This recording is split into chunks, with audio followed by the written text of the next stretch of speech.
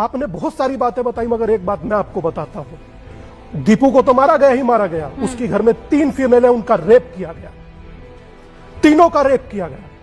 बहुत जिम्मेदारी से बता रहा हूं, कोई बोलने को तैयार नहीं। कनाडा की संसद में बोला जाए, भारत की संसद मौन क्यों? क्या हिंदू मरता दिखाई नहीं दे रहा?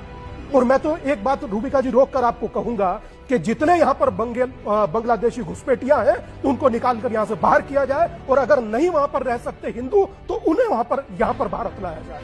क्यों मरने के लिए वहां पर छोड़ रखा है?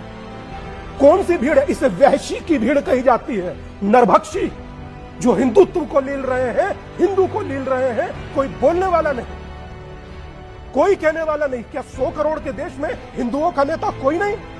और अगर है तो आज संसद, लोकसभा, विधानसभा में विषय यह होना चाहिए था कि जहां हजारों लाखों हिंदू मारे जा चुके हैं, कोई देखने को तैयार नहीं।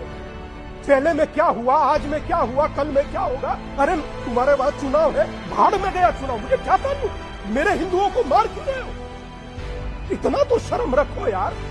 यहां पर नहीं रह रहे घुसपैठियां, कौन पिट रहा है यहां मजे में रह रहे हैं, आधार कार्ड बनवा करके जगह जगह। मगर यही स्थिति रही तो मेरी हाथ जोड़कर देश की सरकार से प्रार्थना है, निकाल कर यहां से बाहर कीजिए भाई साहब, उन्हें यहां ले आइए, उन्हें हम लोग पाल लेंगे, मगर कम से कम बेटियों का बलात्कार तो नहीं देखेंगे। धागा गले में बंधा हुआ कंठी से मुंह से काटता हुआ तो नहीं देखेंगे। मां बहन बेटी का रेप तो नहीं देखेंगे। और एक बात बहुत खुले और बहुत स्पष्ट कह रहा हूं, मुझे समझ नहीं आता आप लोग क्या कर रहे हैं। अगर जो सनातन का विरोध आप कर रहे हैं तो आप लोग हमारे विरोधी हैं। मुझे कोई ताल्लुक नहीं इस चीज से कि आप कहां रह रहे हैं। मेरे दिल में दर्द है और मैं कहूंगा, मुझे कोई फर्क नहीं पड़ता आपको कैसा लगता है।